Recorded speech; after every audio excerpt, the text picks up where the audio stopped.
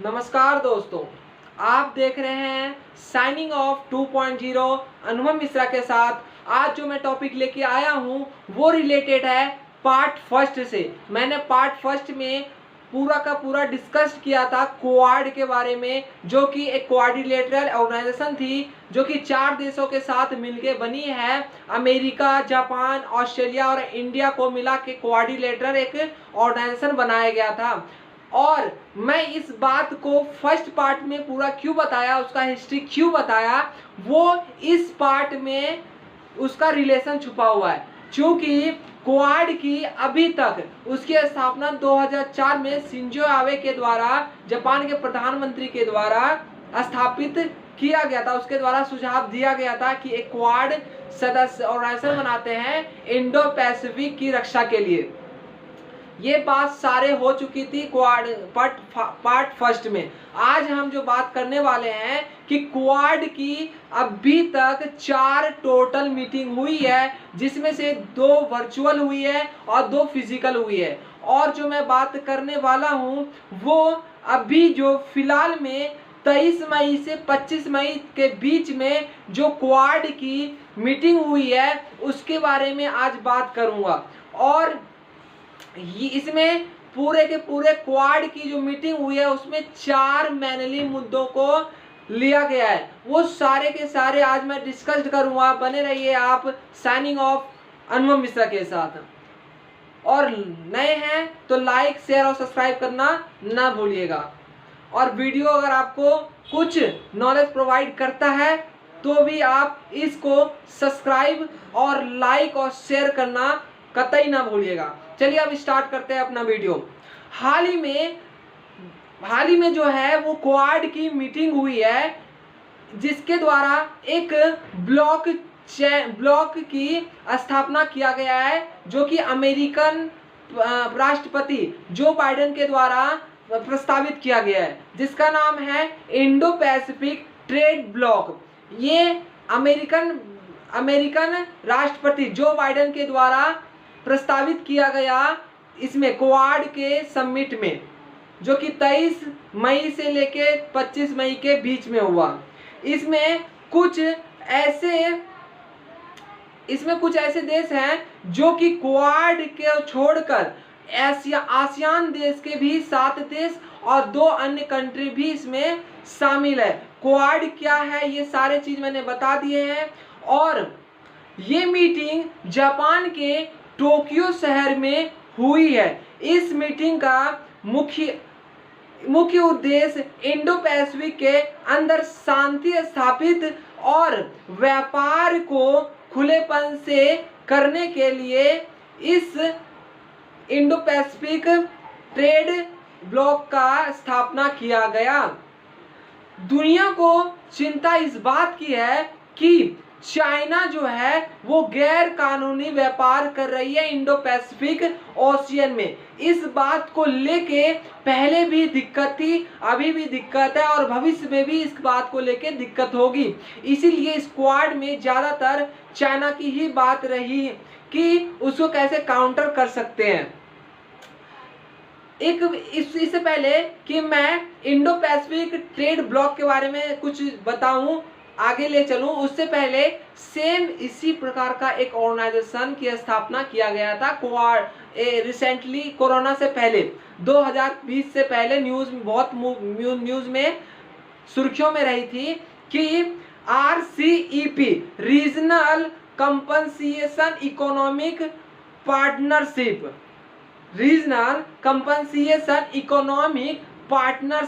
जिसमें कि आसियान के 10 देश और इंडिया, चाइना, अमेरिका, ऑस्ट्रेलिया, ये सब भी देश, टोटल 15 देश शामिल थे। इसमें RCEP में टोटल 15 देश शामिल थे। ये एक ऐसा ऑर्गेनाइजेशन था जो कि इनका कहना था कि अगर हम 15 देशों में व्यापार होता है तो फ्री ट्रेड होगा, no taxation, no any import and export tax, कुछ भी नहीं देना है, हम फ्री में एक दूसरे के यहाँ जाएंगे और फ्री में व्यापार करेंगे। लेकिन इंडिया एंड मूवमेंट पे इस फैसले से अपने आप को दरकिनार कर लिया, मतलब अपने आप को बाहर कर लिया कि मैं RCEP में शामिल नहीं होऊंगा। क्यों अपने आप को दरकिनार, अपने आप को इस RCEP ऑर्गेनाइजेशन से इंडिया हटा लिया था एंड मूवमेंट पे, इसको आगे समझेंगे। लेकिन ठीक RCEP के मद्देनजर रखते हुए इंडो पैसिफिक ट्रेड ब्लॉक की स्थापना किया गया ये क्वाड समिट में 2022 में। इसमें जो होंगे, इसमें कुल मिलाकर आपके 13 देश होंगे, जिसमें से आसियान देश होंगे 10 में से 7 और 4 क्वाड के देश और 2 अन्य न्यूजीलैंड और साउथ कोरिया के देश शामिल होंगे।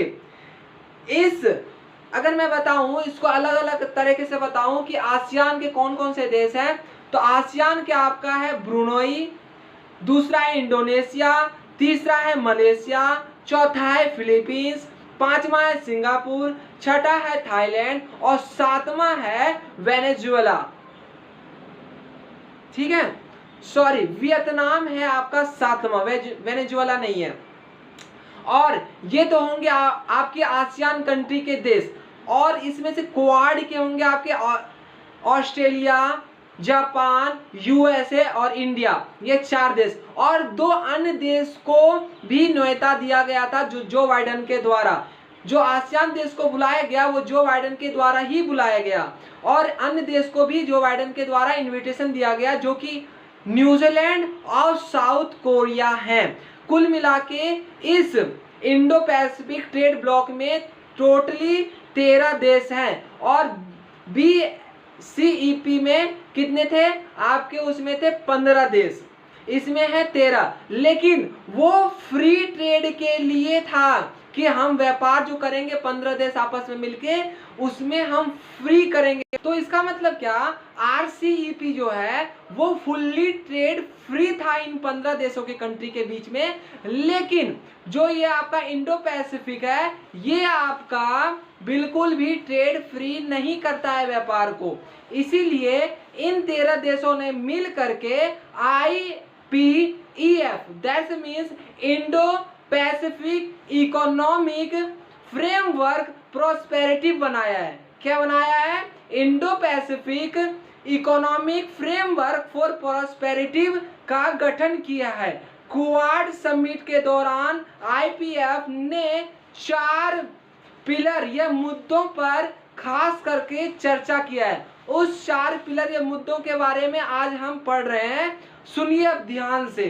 पहला है आपका ट्रेड, दूसरा है आपका सप्लाई चेन रिसोल्यूशन, तीसरा है आपका क्लीन एनर्जी एंड डिकार्बनाइजेशन और चौथा है आपका टैक्स एंड एंटी करप्शन।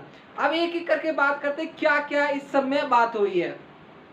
पहला है आपका ट्रेड। अगर जेवन लैंग्वेज में बताऊं, मैं नॉर्मल भाषा में बताऊं कि ट्रेड के ऊपर क्या बात हुई है, तो ट्रेड के नाम पर कहीं तो सर्विस ट्रेड, मतलब कि जो आपका ट्रेड के ऊपर जो बात हुई है वो सर्विस ट्रेड के ऊपर ज्यादातर बात हो रही है। डाटा की एक्सचेंज की तैयारी चल रही है इंटरनेट के माध्यम से, मतलब जो ज्यादा से ज्यादा व्यापार होगी उन 15 देशों में क्या था, जो व्यापार होती फिजिकली होती और कोई भी टैक्स वैक्स नहीं देना पड़ता। लेकिन इन 13 कंट्री ने मिल करके इंटरनेट के माध्यम से व्यापार करने की सुझाव को रखा है, इसे ट्रेड के रूप में। और अब बात आती है कि भारत ने जो RCEP थी वहां से एंड मूवमेंट में अपने आप को क्यों हटा लिया था। इसीलिए हटा लिए थे क्योंकि भारत में चीन का सामान बिना किसी टैक्स, बिना किसी रेस्ट्रिक्शन का अगर सामान आता तो भारत को बहुत सारे बिलियंस डॉलर में नुकसान होते। इसीलिए भारत को ये समझ में आ गया था कि अगर मैं इस समय अगर मैं RCEP में अपने आप को दाखिल कर लेता हूं तो हमेशा के लिए चाइना का माल हमारे देश में फ्री में आएगा, फ्री ट्रेड होगा, जिसके कारण भारत देश को बहुत सारे नुकसान का सामना करना पड़ेगा। इसीलिए RCEP से भारत ने अपने आप को हटा लिया था एंड मूवमेंट पे। दूसरी की बात करते हैं सप्लाई चेन रेसोल्यूशंस। इसका मतलब क्या, किसी भी कंट्री के एक देश के हाथ में किसी भी कमोडिटी का सप्लाई उसके हाथ में नहीं होगा। इसका मतलब क्या, इसका मतलब कि जैसे कि आप देखे होंगे रिसेंटली में कि जब कार का सेमीकंडक्टर नहीं मिला तो भारत में प्रोडक्शन रुक गया था कारों का, और बड़े लंबी कतारों में ऑनलाइन में दिख रही थी कि अभी डिलीवरी में 1 साल लगेगा, 2 साल लगेगा, पेंडिंग दिखाया जा रहा था। तो सेमीकंडक्टर जैसे चाइना के हाथ में था, चाइना के द्वारा भारत में सप्लाई नहीं हो पा रहा था किसी कारणवश सेमीकंडक्टर, तो कार की प्रोडक्शन रुक गई थी। इसीलिए इस क्वाड के मीटिंग में सकीन मुद्दा उठाया गया कि सप्लाई चेन रेसोल्यूशंस, कि किसी भी एक देश के हाथ में किसी भी कमोडिटीज का सप्लाई नहीं होगा। हम 13 के 13 देश मिलके सारे के सारे चीज का सप्लाई करेंगे जो आवश्यकता होगी। अब तीसरी बात करते हैं क्लीन एनर्जी एंड डीकार्बनाइजेशन। मतलब इसका मतलब ये कि कार्बन उत्सर्जन की जो ज्यादा से ज्यादा प्रोडक्शन हो रही है, मतलब उत्सर्जन हो रहा है ज्यादा से ज्यादा, उसको कम किया जा सके। इसके लिए इस पे प्रयासों के लिए बात किया गया। जैसे रिन्यूएबल एनर्जी के तौर पर, तो रिन्यूएबल एनर्जी के रूप में सारे देश अपने आप को उभारेंगे। जैसे कि इंडस्ट्री सेक्टर में जो ज्यादा कार्बन डाइऑक्साइड उत्सर्जित होता है उसको ज्यादा से ज्यादा कम करने की कोशिश करेंगे। ई कॉमर्स की तरफ जाएंगे, इलेक्ट्रिक व्हीकल्स की तरफ जाएंगे। इस प्रकार से इस क्लीन एनर्जी एंड डीकार्बनाइजेशन में इसमें भाग लिया। और चौथा मुद्दा रहा टैक्स एंड एंटी करप्शन के बारे में।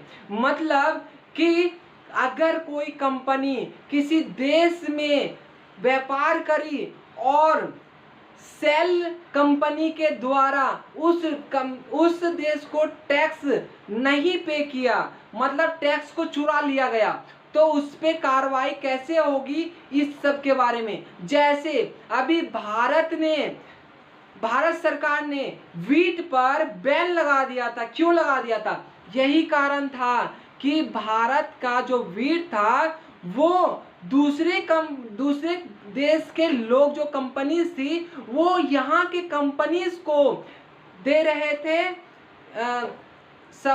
कि आप मुझे सप्लाई करो, ना कि उस देश का गवर्नमेंट इस देश के गवर्नमेंट से बोल रही थी कि आप हमें एक्सपोर्ट करोगे हूँ। ये बात जब भारत सरकार को पता लगी तो उन्होंने वीट के एक्सपोर्ट पर बैन लगा दिया। यही कारण रहा। ये पूरा ओवरऑल रहा आपका कि 4 मुद्दे कौन कौन से रहे इसमें। अब बात करते हैं, ये पहला टॉपिक था आपका कि इसमें 4 मुद्दों को उठाया गया इन 13 देशों के द्वारा, जो कि मैंने कहा आपको कि ट्रेड, दूसरा कहा मैंने सप्लाई चेन रेसोल्यूशन, तीसरा मैंने कहा क्लीन एनर्जी एंड डीकार्बनाइजेशन, और चौथा मैंने कहा टैक्स एंड एंटी करप्शन। ये रहा पहला पॉइंट जो कि क्वाड के समिट में इन 13 देशों के द्वारा ये मुद्दा उठाया गया। अब दूसरी पॉइंट की तरफ चलते हैं कि क्वाड के मीटिंग में दूसरे पॉइंट पे क्या बात हुई। अब दूसरा पॉइंट अब आता है चाइना की, जो मैंने कहा इंडो पैसिफिक में जो चाइना इलीगल काम कर रहा है, थोड़ा उसके बारे में जानते हैं कि क्या मुद्दा उठा चाइना को काउंटर करने के लिए। तो सुनिए अब ध्यान से। दूसरा टॉपिक है क्वाड में आपका, दूसरा टॉपिक है आपका कि चीन के द्वारा इंडो पैसिफिक ओशियन में इलीगल फिशिंग किया जा रहा है। Quad action against illegal fishing may also target China's Indo-Pacific political activity. इसीलिए इंडो पैसिफिक में जो इलीगल काम चल रही है चाइना की, उसको काउंटर करने के लिए क्या क्या वहां पे बात हुई, क्या रही उसका उद्देश्य, अब उसके बारे में जानते हैं। दूसरा पॉइंट है क्वाड के समिट मीटिंग जो कि 23 मई से लेकर 25 मई के बीच में हुई। अब स्टार्ट करते हैं कि चाइना जो इलीगल फिशिंग कर रही है इंडो पैसिफिक में, अब उसके बारे में थोड़ा बात करते हैं। अब सुनिए पहले इलीगल फिशिंग क्या होता है, डार्क फिशिंग क्या होता है। दुनिया के लगभग यूएनओ के मुताबिक 195 देश है, उसमें से 150 देश, दुनिया में 150 देश 195 में से मछली का सेवन करता है। मतलब कि 150 देश ऐसे हैं जिसकी बाउंड्री कहां से लगती है, कोस्टल एरिया से लगती है। कोस्टल एरिया से लगने के कारण सारे के सारे 150 देश मछली का फिशिंग मतलब मछली पकड़ती है और उसको बेचती है। तो अब सुनिए, दुनिया की 3.3 बिलियन पॉपुलेशन ऐसी है जो मछली खाती है, जो कि इसी मछली से अपने आप को प्रोटीन पाती है, ऐसा उनका कहना है इन 50 देशों का। दुनिया के अंदर मछली के व्यापार में 20 बिलियन यूएस डॉलर, फिर से सुनिए, दुनिया में मछली का व्यापार इंडो पैसिफिक में 20 बिलियन यूएस डॉलर का होता है। मछली का व्यापार सिर्फ। ये सब मैं ये क्यों बता रहा हूं, ये सारी की सारी मैं बातें क्यों बता रहा हूं, सुनिए। चीन दुनिया के 150 देशों में से जो कि मछली व्यापार में एकदम 150 देश जो मछली व्यापार करती है, उनमें से चाइना एकदम भ्रष्ट कंडीशन में पाया गया।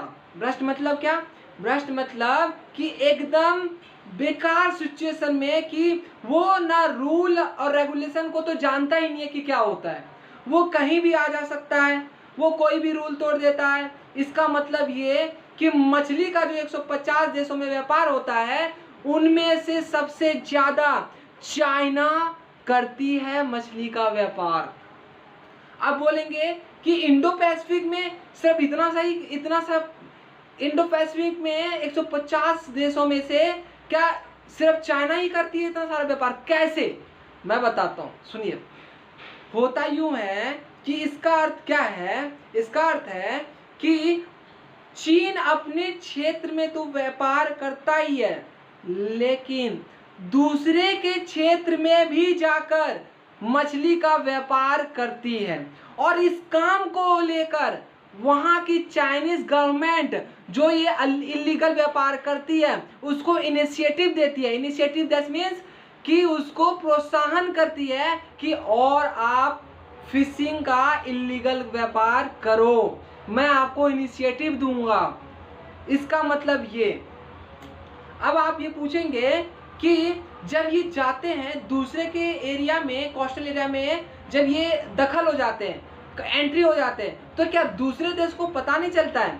बिल्कुल पता चलता है। जैसे किसी भी जहाज में रडार लगा रहता है कि मुझे यहाँ जाना है, किधर जाना है, किधर पत्थर, किधर पहाड़ नहीं है समुद्र में जो कि मैं टकराऊंगा नहीं।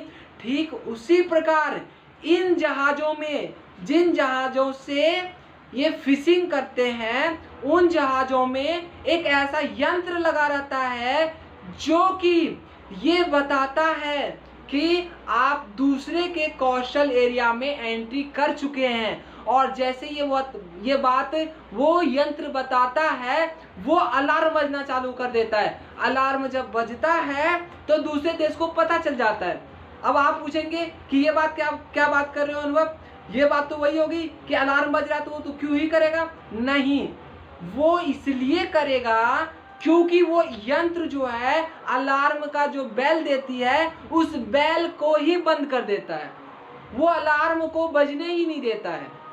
इसके कारण क्या होता है, ना तो उस शिप में जो बैठा है कैप्टन उसको पता चलता है कि मैं किसके कोस्टल एरिया में एंट्री कर गया हूं, और ना ही उस देश को पता चलता है जो जिस देश में वो एंट्री किया है। अब समझ में आई बात क्या कह रहा हूं मैं? आगे सुनिए। जापान, अब यहाँ पे आता है जापान की पारी। जापान की बात मैं क्यों ला रहा हूँ, इस फिशिंग मामले से क्या मतलब है जापान का? आप सुनिए, जापान की पूरी पॉपुलेशन में से आधी पॉपुलेशन, या पूरी पॉपुलेशन ही बोल सकते हैं आप, मेजॉरिटी लोग जो हैं फिशिंग पर निर्भर है। मतलब वो खाने में ज्यादा से ज्यादा फिशिंग को ही अपना खाना मानते हैं। और एक तथ्य और बता दूं आपको कि पूरी दुनिया में व्हेल का जो व्यापार होता है, व्हेल को जो खाते हैं सबसे ज्यादा इन 95 कंट्री में से ज्यादा, वो है जापान। जापान ही एक ऐसा देश है जो कि पेट भर के खाता है व्हेल मछली को। उस पे वहां के मेजॉरिटी लोग जो है मछली पर ही निर्भर है। इस सिचुएशन में क्या हुआ कि जब चाइना इलीगल व्यापार करने लगा इंडो पैसिफिक में और अलग अलग क्षेत्र में जाके, तो इस क्षेत्र में ये एंट्री मार गया जापान में। जापान में जाकर के ये जापान का भी फीस के व्यापार को मतलब फीस जो व्यापार करता है वहां से फीस को चुरा लेता है और अपने कंट्री में आके अपने लोगों की पेट भरता है फीस से और व्यापार करता है। तो इस बात से अब मान लीजिए कि मेरे घर में मैं खाना खा रहा हूं और मेरा दोस्त या मेरा कोई मेरे घर में आता है और मेरा खाना छीन के चले जाता है, तो क्या मैं उस वक्त शांति से बैठा रहूंगा? हाँ, अगर वो भूखा हुआ तो मैं तो दे दूंगा, लेकिन अब जबरदस्ती उसको भूख नहीं है, उसने ले करके दूसरे को दे दिया, मतलब फेंक दिया, तो क्या करेंगे? तो इस सिचुएशन में वो जापान गया अमेरिका के पास। अमेरिका यहाँ पे अंकल टाइप बन के खड़े थे कि हाँ बेटा बता क्या हुआ। वो गए अमेरिका के पास, अमेरिका से बताया कि जो चाइना है वो इलीगल फिशिंग कर रहा है मेरे क्षेत्र में आके, और बल्कि मेरे क्षेत्र में नहीं इंडो पैसिफिक में भी इलीगल फिशिंग चल रहा है इसके द्वारा। तो अमेरिका के जो बाइडेन है राष्ट्रपति, उन्होंने कहा कि एक काम करते हैं, अपन चार जो देश हैं क्वाड के, ऑस्ट्रेलिया, जापान, इंडिया, यूएसए, हम चारों मिलकर के एक ऐसे चैनल का निर्माण करते हैं जो कि जिसका नाम होगा मैरीटाइम सिक्योरिटी इनिशिएटिव, जो कि जिसका हेडक्वार्टर सिंगापुर में है। और ये जो है मैरीटाइम सिक्योरिटी इनिशिएटिव ये क्या है, ये इनके द्वारा सुझाव दिया गया है अमेरिकन राष्ट्रपति के द्वारा कि हम उस जहाज को पकड़ने के लिए जो कि इलीगल तौर पे चाइना के द्वारा मछली का व्यापार किया जाता है, उसको पकड़ने के लिए हम अंतरिक्ष में एक सैटेलाइट भेजेंगे। जो सैटेलाइट काम करेगी वो ये काम करेगी कि जैसे ही चाइना का शिप किसी अन्य कंट्री के एरिया में एंट्री करता है वो तुरंत ही हमें मैसेज दे देगा और हम उसको पकड़ लेंगे। ये काउंटर करने के लिए क्वाड के मीटिंग में ये दूसरा इनिशिएटिव था, मतलब दूसरा पॉइंट था। पहला पॉइंट मैंने बता दिया, दूसरा पॉइंट आपका ये खत्म हो गया। यही था पूरा आपका मैरीटाइम सिक्योरिटी इनिशिएटिव, जो कि चाइना को काउंटर करने के लिए इलीगल फिशिंग में, ताकि इंडो पैसिफिक में इलीगल व्यापार न कर सके, उसके लिए इनिशिएटिव बनाया गया क्वाड के 23 से 25 मई के बीच के मीटिंग में, समिट में। अब बात करते हैं तीसरे पॉइंट की, कि तीसरा पॉइंट क्या निकल के आई क्वाड के मीटिंग में। क्वाड के मीटिंग में तीसरा पॉइंट निकल के आई कि अपन सब जानते हैं स्कॉलरशिप क्या होता है। अगर हम एंट्रेंस एग्जाम देते हैं, मतलब स्कॉलरशिप निकलता है तो एंट्रेंस एग्जाम देते हैं, तो फ्री में हमें पढ़ने का मौका देती है सरकार। अब बल्कि इस देश का नहीं, कहीं और भी पढ़ने की जाते हैं तो उस देश का सरकार हमारी सारी पढ़ाई का खर्चा उठाता है। ठीक इसी प्रकार से क्वाड के मीटिंग में ये कहा गया कि 100 स्टूडेंट जो कि इन चारों देश से रिलेटेड होंगे, जो कि किस क्षेत्र से होंगे, steam. Steam means S for science, T for technology, E for engineering and M for mathematics. अगर इन चारों क्षेत्र से बच्चे आते हैं तो हम उसका खर्चा उठाएंगे, हम उसको पूरा का पूरा स्कॉलरशिप देंगे A to Z पढ़ाने के लिए। ये था आपका तीसरा बिंदु। और क्वाड फेलोशिप की मदद से ये इनिशिएटिव जो है दिया जाएगा।